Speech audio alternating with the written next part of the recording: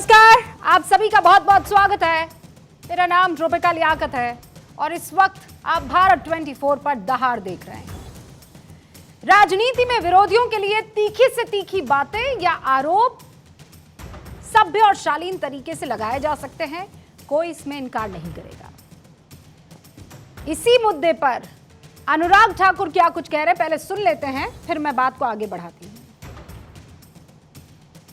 जो वोट देता ये देखिए, जिनको वर्षों वर्षों तक कैंपों में रहना पड़ा, जिसकी एक पीढ़ी का समय कैंपों में ही निकल गया, उनके दर्द को मैं एक बयान के माध्यम से नहीं दिखा सकता। आप दिखाइए, प्रदर्शनी में दिखाया कि क्या आप बीती है।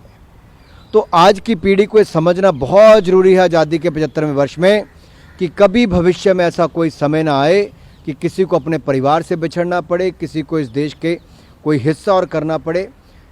कैसे भारत माँ की भुजाएं काट दी गई थी, एक तरह से एक नहीं 3-3 टुकड़े कर दिए गए। इसलिए मैं कहता हूँ कि वो दुख भरा समय था। ये विभाजन विभीषिका दिवस जब मनाते हैं तो इसके पीछे का दर्द, इसके पीछे ये विभाजन की विभीषिका पर इस वक्त अनुराग ठाकुर को आप सुन रहे थे। उससे पहले उन्होंने उसी बात का जिक्र किया था जिसका चर्चा मैं शुरू कर चुकी थी।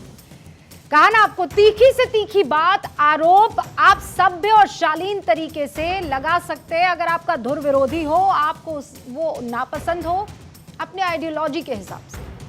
ये हमने अटल बिहारी वाजपेयी से सीखा है, सुषमा स्वराज से सीखा है, और हमने न जाने पूर्व में कितने ऐसे राजनेता हैं या हुए हैं जिनसे सीखा है। पंडित जवाहरलाल नेहरू से सीखा है, इंदिरा गांधी से सीखा है। लेकिन अब राजनीति का स्तर कैसा हो गया है, ये कांग्रेस के राष्ट्रीय महासचिव रणदीप सुरजेवाला जी अपनी भाषा से ये सवाल पैदा कर रहे हैं। उन्होंने हरियाणा के कैथल में बीजेपी को राक्षसों की पार्टी बता डाला, और इतना ही नहीं, ये भी कहा कि जो लोग बीजेपी को वोट देते हैं, वोटर्स या समर्थन करते हैं, वो भी राक्षस है। बताइए, ये कौन सी भाषा है? राजनीतिक बयानबाजी का ये कौन सा तरीका है? क्या ये आप सवाल नहीं पूछेंगे? 2019 में बीजेपी को लोकसभा चुनाव में 37.36 वोट मिले थे। एनडीए की सभी पार्टियों को मिला दूं तो 45% वोट मिले थे। 2014 के लोकसभा चुनाव में बीजेपी को कुल 17 करोड़ 10 लाख वोट मिले थे। 2019 में इसमें और इजाफा हुआ और 2019 में 22 करोड़ 90 लाख वोट मिले थे।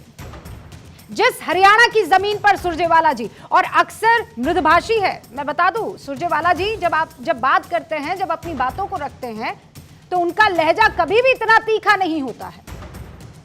वो जमीन जिस पर सुरजेवाला जी इस बयान को दे रहे थे, राक्षस वाली बात कह रहे थे, वहां पर बीजेपी लगातार 2 चुनाव जीत चुकी है। 2014 में हरियाणा में बीजेपी को 33.2%, 2019 में 36.5% वोट मिले। क्या देश का तकरीबन हर दूसरा आदमी और हरियाणा का हर तीसरा आदमी, बताइए, सुरजेवाला जी राक्षस है? इसीलिए आज ये सवाल पूछना जरूरी है कि क्या सार्वजनिक जीवन में शालीनता का पाठ भूल गए हैं सुरजेवाला? क्या सार्वजनिक जीवन में इस तरीके की बयानबाजी ठीक है? क्या लगातार हार से कुछ विपक्षी नेता परेशान हो गए?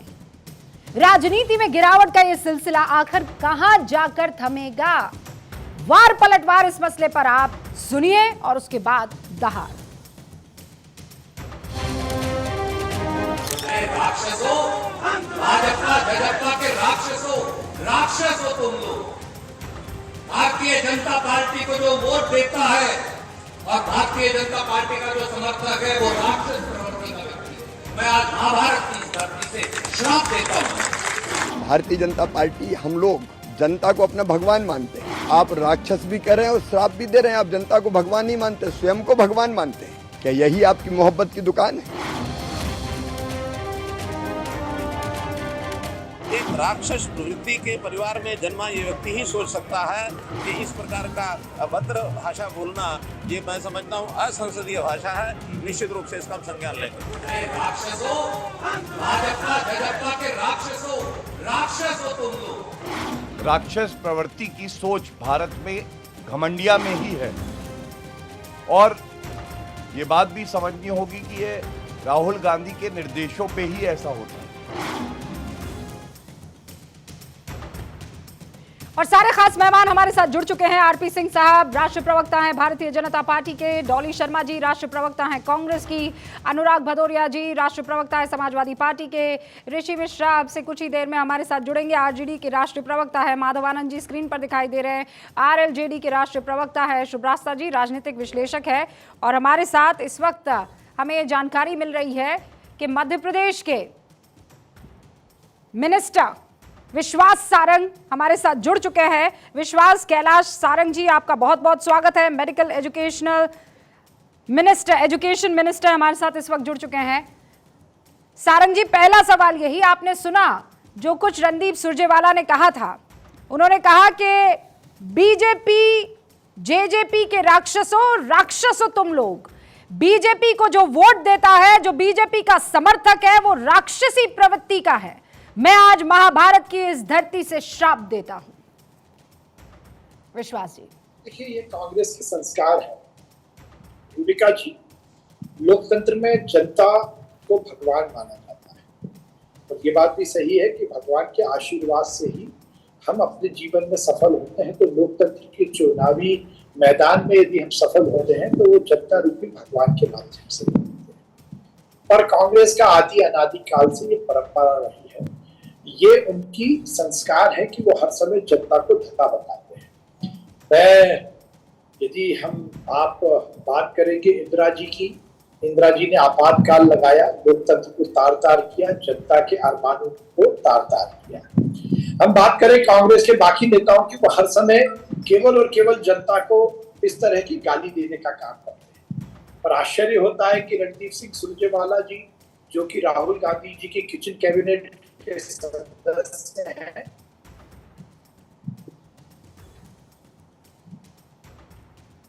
विश्वास सारंग जी, नेटवर्क में कुछ परेशानी आ रही है, मैं दोबारा आपसे जुड़ने की कोशिश करूंगी। विश्वास सारंग जी इस वक्त यहाँ पर मौजूद है, वो ये कह रहे हैं ये कांग्रेस की प्रवृत्ति है। डॉली जी हमारे साथ क्या बनी हुई है। डॉली जी, बड़ा सवाल यही आज आप पर आरोप लगेंगे, क्या जो बीजेपी का समर्थक है वो राक्षस है? डॉली जी, आप सभी को मेरा नमस्कार। देखिए, भरा नहीं जो करुणा से,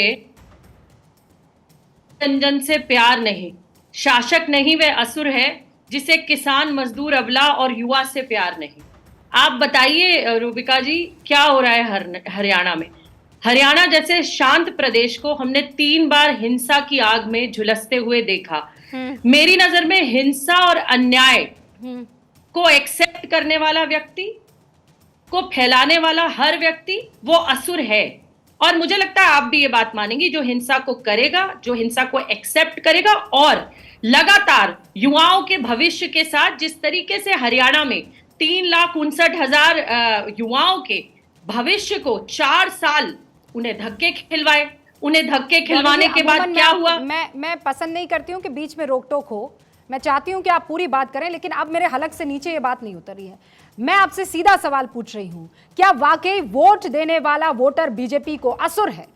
आप मुझे इधर उधर मत घुमाने की कोशिश कीजिए ना। आप कह दीजिए गलती हो गई सुरजेवाला जी से, वो ये कहना नहीं चाह रहे थे, कुछ और कह गए, आवेश में आ गए। पर इतनी भी क्या नफरत है कि बीजेपी से नफरत करते करते अब आप बीजेपी के वोटर से नफरत करेंगे? कल को वो आपको भी तो वोट दे सकते हैं। ये किस बात का घमंड है?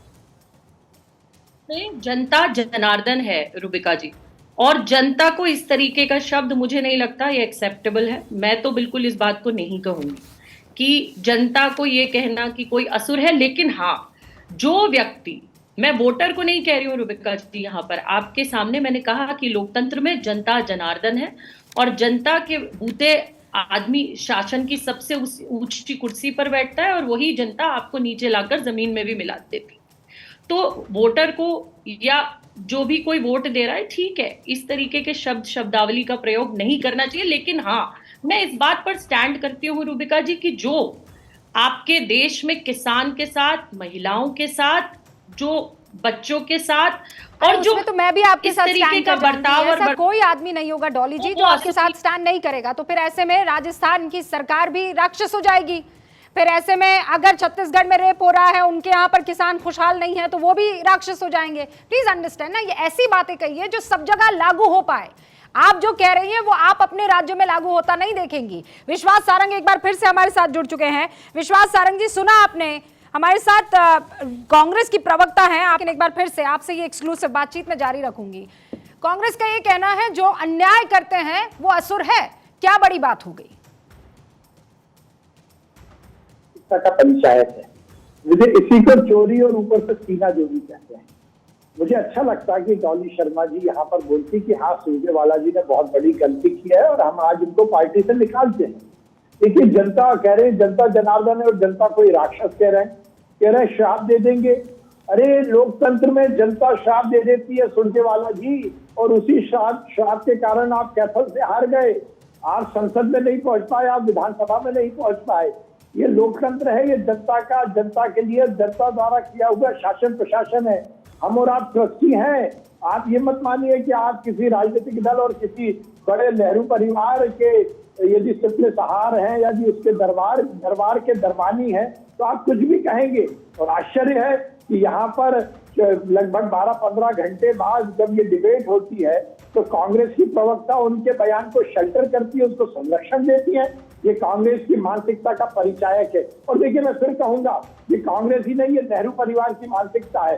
अभी मैं आपको बताना चाहता हूँ, ये वही कांग्रेस है जिसके नेता कभी मोदी जी को रावण कहते हैं, कभी मोदी जी को नीच कहते हैं, कभी मोदी जी को चाय वाला बच्चा कहते हैं, चाय बेचने वाले का बच्चा कहते हैं, कभी ये कहते हैं कि नेहरू कभी मोदी जी को अनर्गल बात करते हैं।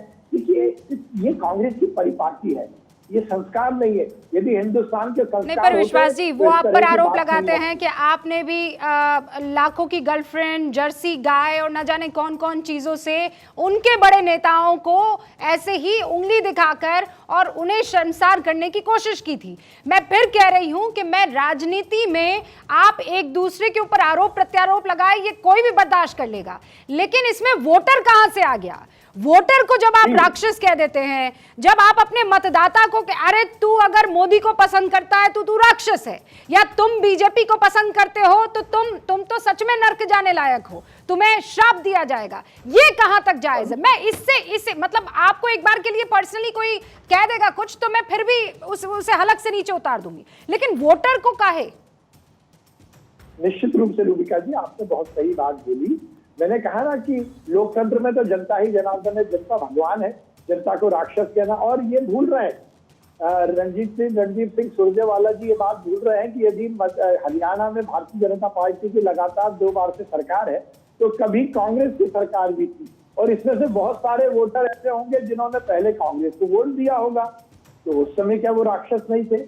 बड़ा आश्चर्यजनक है जनता को ऐसी गाली देना और उसके बाद वो कहते हैं कि अब एक और बात सारंग जी, मैं ये मान के चलती हूँ कि आपने रणदीप सुरजेवाला जी से, मैं उन्हें पर्सनली, मैंने भी उनसे कई दफा बात की है, वो बहुत मृदुभाषी है और मैं क्यों झूठ बोलूं, बड़ा वो सलीके से बात रखते हैं, बहुत मोहब्बत से वो बात करते हैं। आप जनाब उनका तरीका रहता है, अगर वो इस तरीके की भाषा का उपयोग कर रहे हैं तो पीछे वजह क्या रही होगी? इस सवाल में स्पष्ट रूप से मैं ईमानदारी को आगे रख रही हूं। आपसे भी पर्सनली कई मर्तबा बातचीत हुई होगी, उनकी भाषा और शब्दावली ये नहीं है। देखिए, यही तो संस्कार है कि हम जब व्यक्तिगत रूप से बात करें तो अच्छे से करें और पब्लिकली जनता को गाली दें। और ये देखिए, ये कांग्रेस का फ्रस्ट्रेशन है, ये रणजीत सिंह सुरजेवाला जी का फ्रस्ट्रेशन है, और ये तो अब मध्य प्रदेश की जनता बताएगी। आपको मैं बताना चाहता हूँ, मध्य प्रदेश की जनता, मध्य प्रदेश में अब वो क्योंकि प्रभारी बन गए हैं तो मध्य प्रदेश की जनता बताएगी उनको कि श्राप क्या होता है। और ये उनका फ्रस्ट्रेशन है, ये कांग्रेस का फ्रस्ट्रेशन है, और ये देखिए समय समय पर उजागर होता है। और आपने ये अलग बात है कि आपने इस बात को थोड़ा सा अलग कर दिया कि यदि मोदी जी को गाली दी जाती है तो वो सहन करने लायक है। मैं ये नहीं मानता हूँ।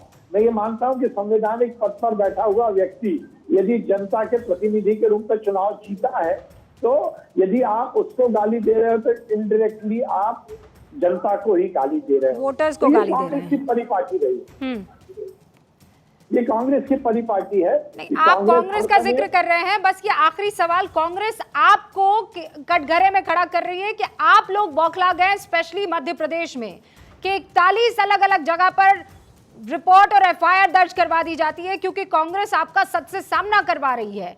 50% के उस घूस और उस कमीशन का जिक्र करते हुए कांग्रेस कह रही है कि अब आपके दिन लद गए हैं। रूबिका जी, मैं आपने जिस घटना का जिक्र किया, मैं ये बताना चाहता हूँ, हमारी दीदी प्रियंका जी ने एक ट्वीट किया और सनसनी फैलाई और उसको एकदम से फॉलो किया कमलनाथ जी ने कि प्रियंका जी आपको बहुत धन्यवाद, आपने मध्य प्रदेश के भ्रष्टाचार को उजागर किया।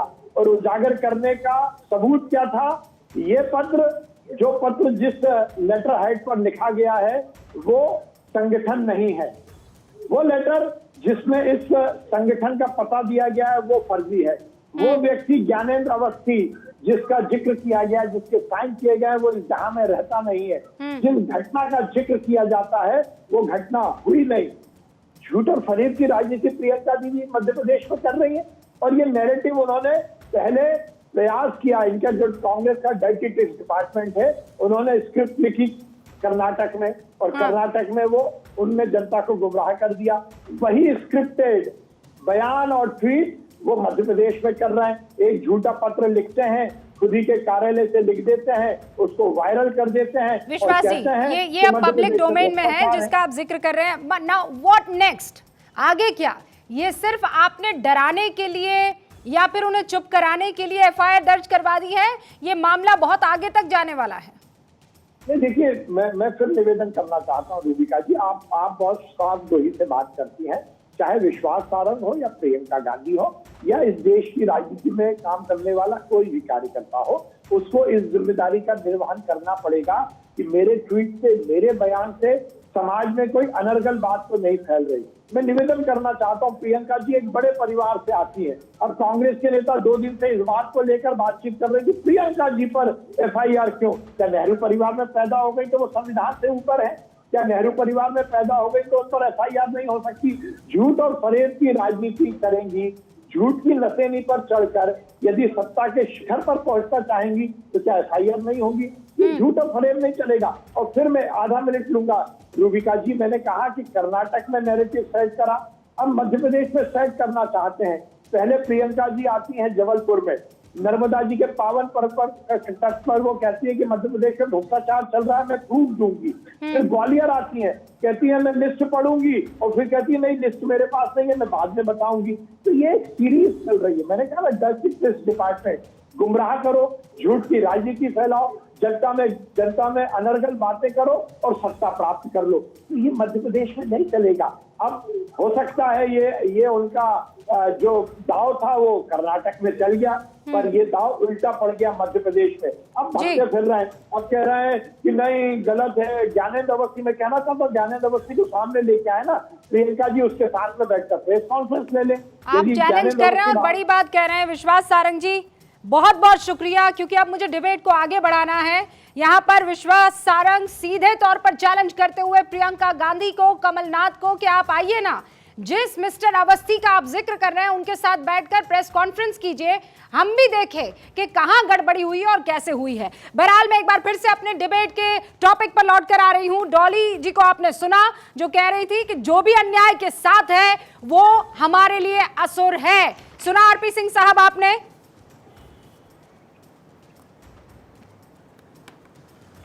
देखिए रूबिका जी, हो ये रखा है कि कल तक के प्रधानमंत्री जी को गालियां निकालते थे, फिर भाजपा को गालियां निकालनी शुरू कर दी, सुप्रीम कोर्ट को भी इन्होंने बुरा भला कहा कि सुप्रीम कोर्ट भी ठीक फैसले नहीं देता, और सुप्रीम कोर्ट की ज़रूरत कैसे हो गई कि वो गांधी परिवार के विरोध में जाकर, प्रमोद तिवारी जी का बयान है कि गांधी परिवार के खिलाफ जाकर फैसला दे दें।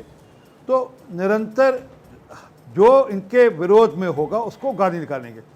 आज देश की जनता इनके विरोध में खड़ी है, देश की जनता समझ पा रही है कि हमको इनके साथ नहीं जाना, और ये समझ पा रहे हैं कि देश की जनता इनके साथ नहीं जाने वाली नहीं है।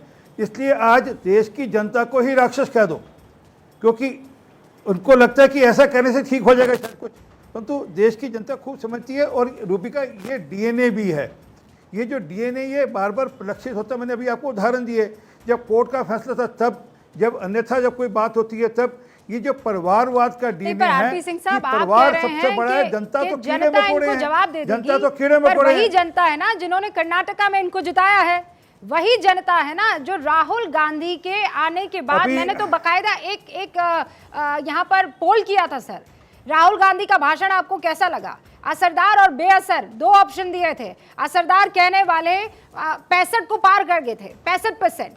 आप ये कह रहे हैं कि जनता इनको बता देगी, और दूसरी तरफ कॉन्फिडेंस डॉली जी का हाई है कि अब तो इंडिया ब्लॉक बन चुका है, और इसीलिए अब हमारे साथ समाजवादी पार्टी के प्रवक्ता अनुराग भदौरिया भी है। अनुराग जी, कहीं ये ओवर कॉन्फिडेंट तो आप लोग नहीं हो गए, या रणदीप सुरजेवाला जो कह रहे हैं उस बयान को आप इस वक्त कवर फायर करेंगे या सीरियसली कहेंगे कि नहीं ऐसा नहीं कहना चाहिए? सिंह साहब बस आ रही हूँ, आपका रुख कर रही हूँ। देखिए जनता के भावना का सबको सम्मान करना चाहिए, इसमें कोई दो राय नहीं है। अब ये सुरजेवाला अच्छी तरह बता सकते हैं कि उनकी भावनाएं क्या थी। शब्दों से बड़ी भावना होती है, अब क्या भावना थी वो इसको क्लेरिफाई करेंगे, एक बात। दूसरी बात, भारतीय जनता पार्टी क्या कहेगी? भारतीय जनता पार्टी जो कहती है वो तो करती है नहीं। भारतीय जनता पार्टी ने क्या क्या कहा बताइए? एक एक शब्द बोला जाए तो मैं तो कहता हूँ भारतीय जनता पार्टी के साथ जनता के साथ क्या क्या झूठ बोला, बताइए आप, क्या झूठ नहीं बोला? बोला भ्रष्टाचार की, हम आएंगे तो भ्रष्टाचार इस देश में खत्म हो जाएगा, भ्रष्टाचार की राजनीति खत्म हो जाएगी, और जिस पर भ्रष्टाचार का आरोप लगाते थे नेताओं को, उनको नेताओं को आप अपनी पार्टी में ले आते हैं। हिमाचल प्रदेश में 70% वोट दिया था बीजेपी ने, बीजेपी को 70% राक्षस है सर। गुजरात में 63% वोट पड़े थे, वोटर्स राक्षस हैं। उत्तराखंड में 62% वोट पड़े थे, वो राक्षस हैं। बीजेपी को राजस्थान में 59% लोगों ने वोट दिया, वो राक्षस हैं। गोवा में 52% वोट पड़ा बीजेपी को, वो राक्षस है। मध्य प्रदेश में 59% वोट पड़ा बीजेपी को, वो 59% वोटर्स राक्षस हैं। अनुराग जी देखिए, अब आपकी बात होगी तो मैं अपनी बात कह लूं। मैंने कहा कि भारतीय जनता पार्टी ने जनता के साथ क्या किया। जनता जनार्दन होती है और जनता हमारे भगवान की तरह होती है। आपने जनता को क्या कहा था? हम आएंगे तो महंगाई इस देश से खत्म हो जाएगी। डीजल पेट्रोल जब 60 रुपए था आप कहते थे बहुत ही महंगाई की मार, आपकी बार फलाने की सरकार। फिर कहां चलेगी भाई महंगाई? महंगाई 100 के पार, डीजल तो पेट्रोल 100 के पार हो गया। पहले तो मैं टमाटर लेके चलता था, अब क्या क्या लेके चलूं? टमाटर ही महंगा, नींबू भी महंगा, तेल भी महंगा, दाल भी महंगी, सारी सब्जियां महंगी, जीना महंगा हो गया। दोनों तरफ से पिसाना, क्या महंगाई नहीं है? तो उसको राक्षस क्यों बोलेंगे आप? टोकेंगे तो फिर कैसे बात ही नहीं कह पाएंगे। अब मैं बात कह लूं फिर आप अपना सवाल पूछिएगा। भाई जितना आपको चीखना चीखिएगा, मैं अपनी बात तो कह लूं। चीख थोड़ी रही हूं, या कहिए कि पहले आप चीख लीजिए फिर मैं अपनी बात कहूं। मुझे जमाना हो गया है प्रभु, अब मैं बात तो कह लूं अपनी। अब मुझे अब तो प्यार मोहब्बत में बात करती हूं, अब चीखना मैं छोड़ चुकी हूं। एक मिनट तो देंगे। हाँ, दे देती हूँ भाई, 1 मिनट आप मैं अपनी बात कह लूं, फिर आप चिल्लाइएगा जितना चिल्लाना है। पर आप ना वो रिपीट मोड में मत रहिए ना। दीजिए तो मैंने कहा टमाटर, वही नींबू, कुछ नया बताइए ना। रिपीट मोड में नहीं हूँ, रिपीट मोड में नहीं हूं। मैं महंगाई में गिना रहा था, रिपीट मोड में नहीं हूं। महंगाई है और महंगाई रोज बढ़ रही है। चाहे दूध हो रोज महंगाई बढ़ती है, चाहे पेट्रोल डीजल हो महंगाई बढ़ रही है। तो बोल रहा हूं लोगों की कमर टूटी है महंगाई से। बेरोजगारी कहां चलेगी? बेरोजगारी के ऊपर हल्ला मचाते थे, भ्रष्टाचार के ऊपर में हल्ला मचाते थे कि भ्रष्टाचार खत्म हो जाएगा। वही भ्रष्टाचार जिस पर भ्रष्टाचार का आरोप लगाते थे उन्हीं को बुला के मंत्री बना दे रहे हो, मुख्यमंत्री बना दे रहे हो। आप कहते थे कि परिवारवाद नहीं होगा, और परिवारवाद का आपने पूरा परिवारवाद अपनी पार्टी में समेट लिया।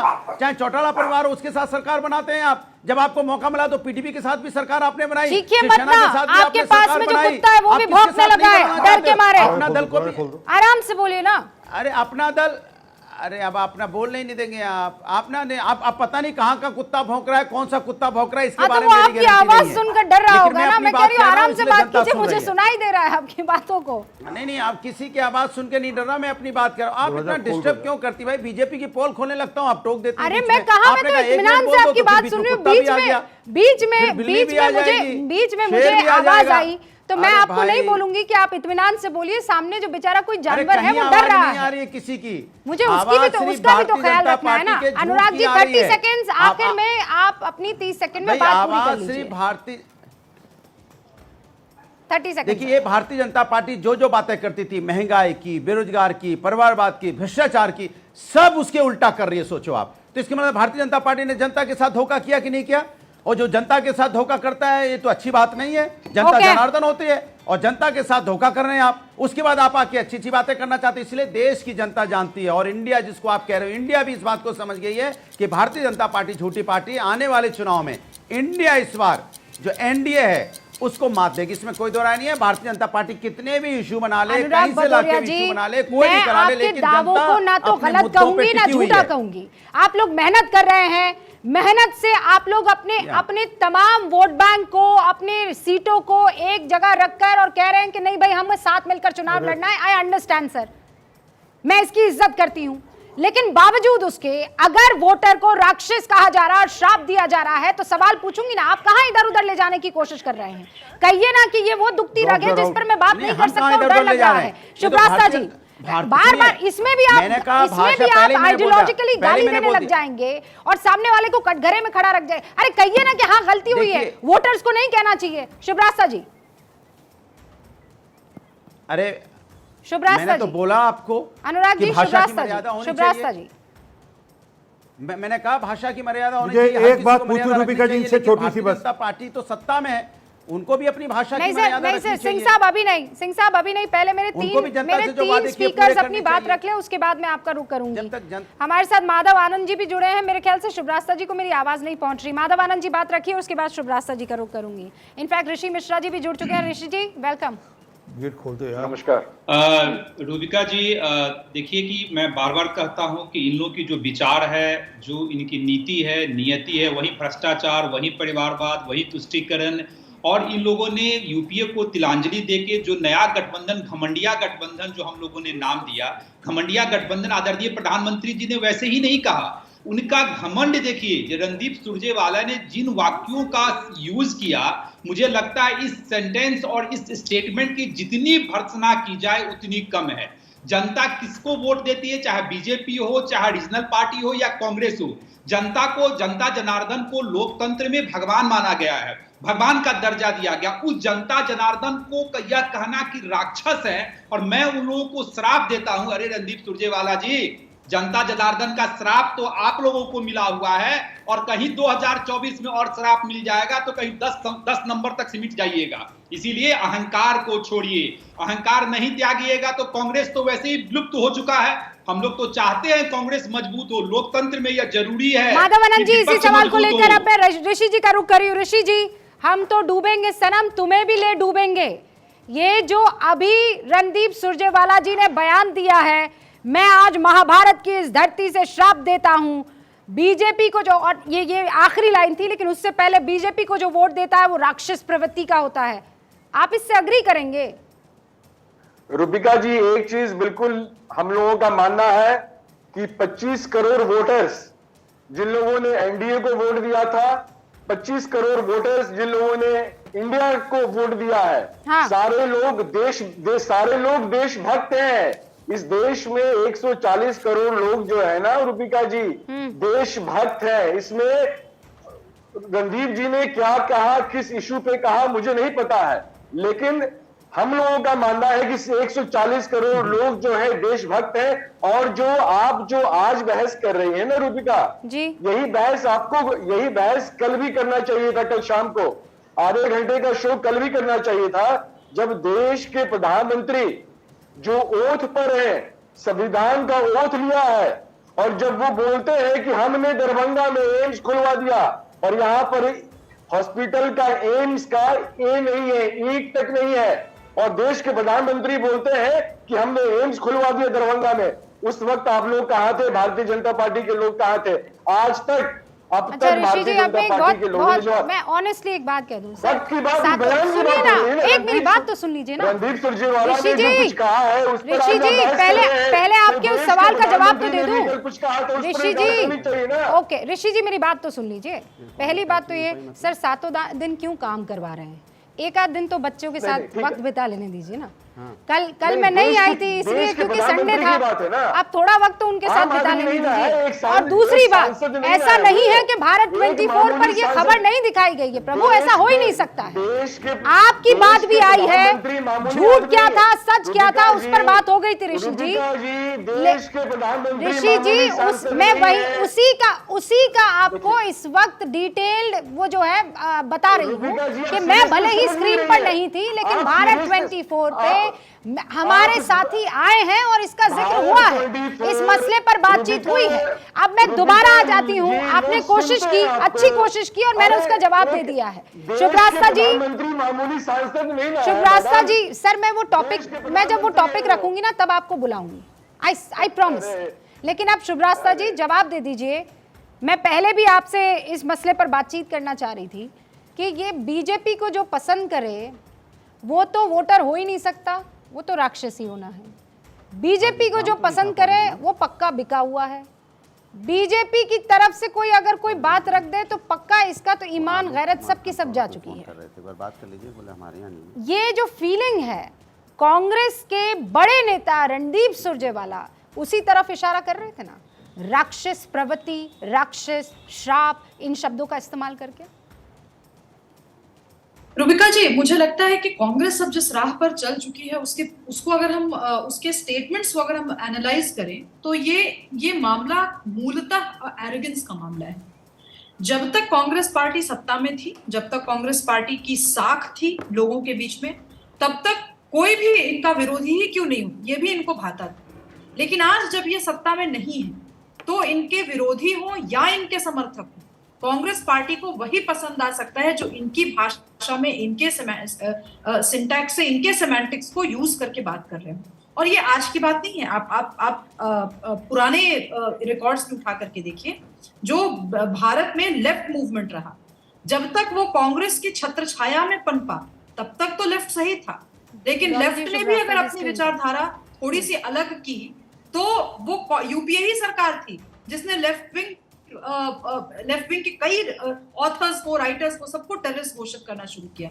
आज जो ये राइट विंग के लिए कह रहे हैं, जो इनके हिसाब का डेफिनेशन है राइट विंग का, या आज जो ये बीजेपी सपोर्टर्स के लिए बोल रहे हैं, मैं इसमें बिल्कुल भी अचंभित नहीं हूँ, क्योंकि आज ये राक्षसी प्रवृत्ति के हैं।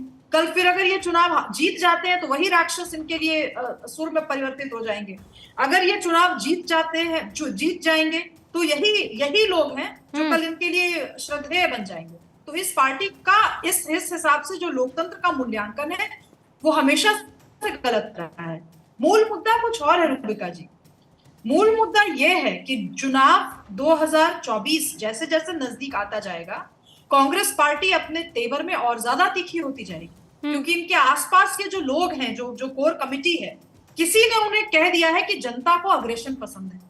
लेकिन ये कांग्रेस के नेताओं को नहीं समझ में आ रहा कि जनता असल इश्यूज पे अगर आप अग्रेशन दिखाएं तो पसंद करती है। आप अग्रेसिव होके अगर जनता पर ही चढ़ जाएंगे। मैं इन दो मुद्दों का जवाब ले रही हूँ। डॉली, आपने सुना शुभरास्ता कह रही हैं दो चीजें, मैं रिपीट नहीं करूंगी। पहली चीज ये कि आप लोग बहुत एरोगेंट हैं, और दूसरा ये कि आपको किसी ने सिखा दिया है कि जितना अग्रेसिव रहोगे उतना शानदार रहेगा मामला।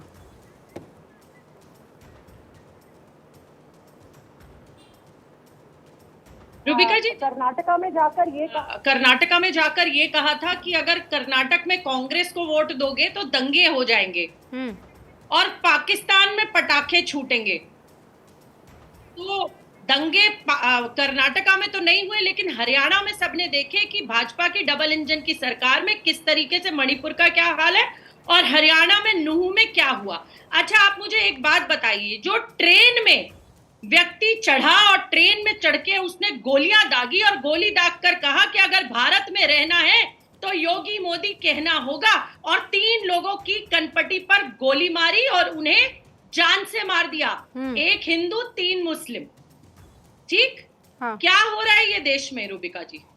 क्या हो रहा है ये? क्या जो व्यक्ति योगी मोदी का नाम लेकर गोली मारते हैं वो असुर नहीं है? आप उन्हें क्या कहेंगी? मैं उन्हें आतंकी कहूंगी। क्या कहेंगी आप उन्हें? मैं उन्हें आतंकी कहूंगी रुबिका जी। आतंकी? मैं उन्हें असुर से ज्यादा बड़ी, उन्हें ही असुर कहते हैं। मैं ज्यादा बड़ी गाली दूंगी, लेकिन वो एक शख्स जिसको जहनी तौर पर बीमार कहा जा रहा था, और मैं तो वो जहनी तौर पर बीमार को भी नहीं मानती हूँ, उस मुद्दे में मैं जा ही नहीं रही हूँ डॉली जी। पर क्या जो वोटर बीजेपी को पसंद करता है वो असुर हो गया? प्लीज मत कीजिए ना ऐसे।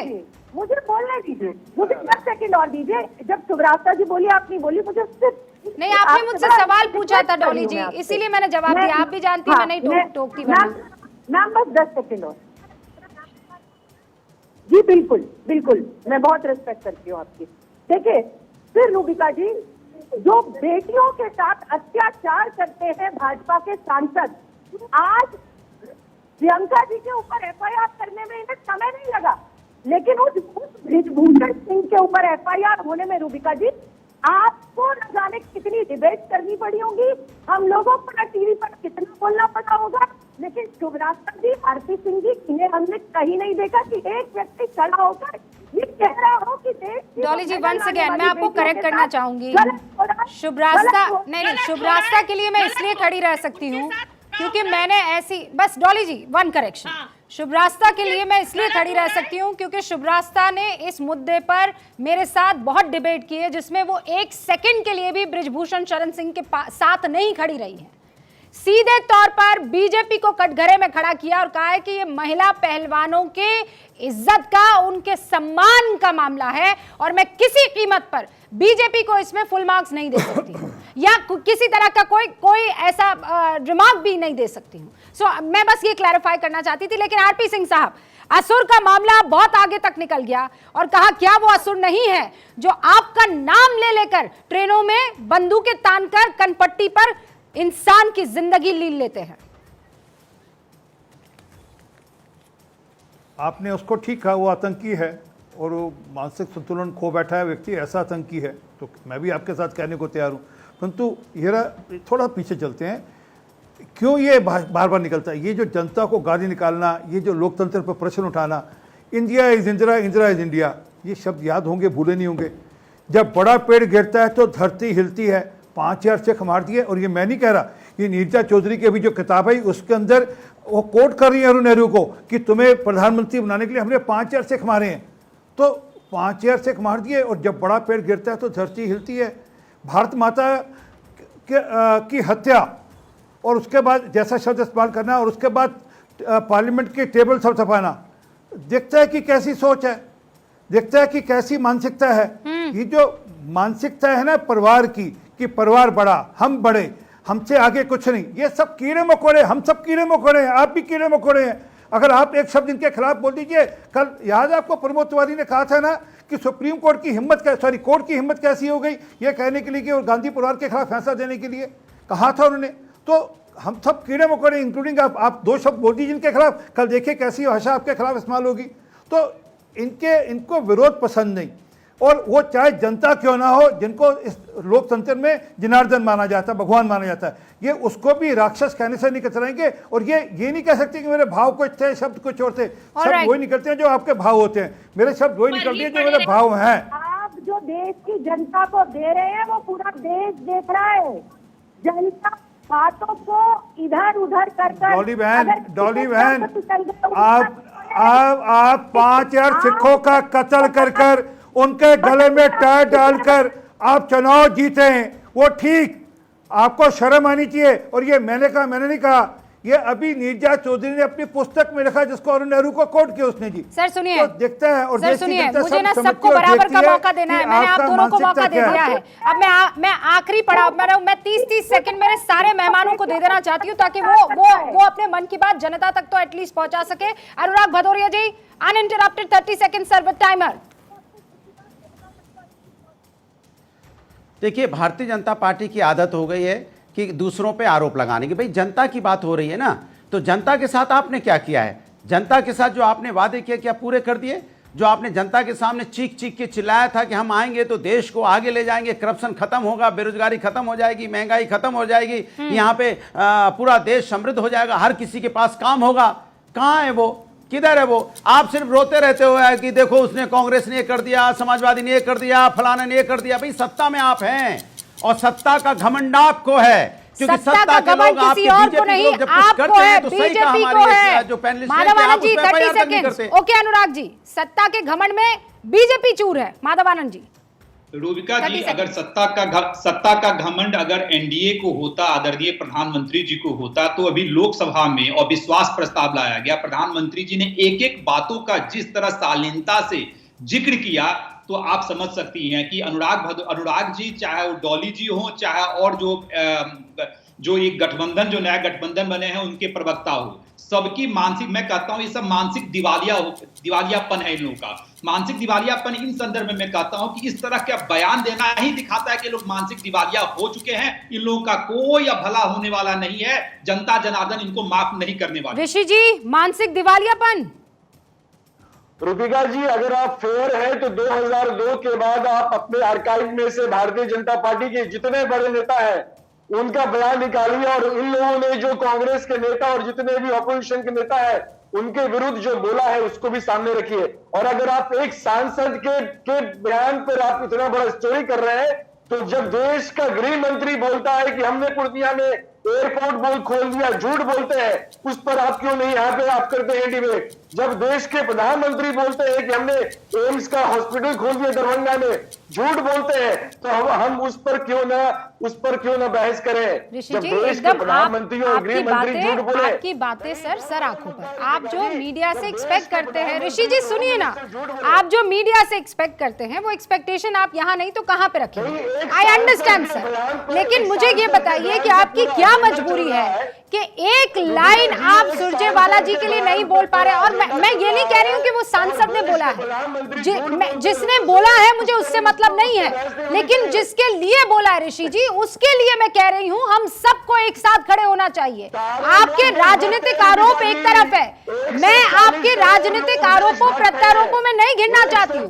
मैं आपको जिस हैसियत पर हमारी जनता ने पहुंचाया है उसको अगर असुर कहेंगे तो मैं डिबेट करूंगी और मुझे कोई नहीं रोक पाएगा सर। अरे आप हैं, आप भी देशभक्त हैं, मैं कोई आपकी देशभक्ति पर सवाल थोड़ी उठा रही हूँ ऋषि जी, आप भी देशभक्त हैं, लेकिन आप अपनी राजनीतिक मजबूरियों को इस तरीके से मत जब जाहिर कीजिए ना कि एक लाइन नहीं बोल पाएंगे। सामने वाला कह रहा है असुर है, मैं श्राप देता हूँ, और आप कह रहे हैं कि नहीं मुझे इस पर डिबेट नहीं करनी, मैं तो डिबेट दूसरी चीज पर करूंगा। बहुत बहुत शुक्रिया आप सभी का हमारे साथ जुड़ने के लिए। मेरे पास वक्त इतना ही था। आप देखते रहिए भारत 24।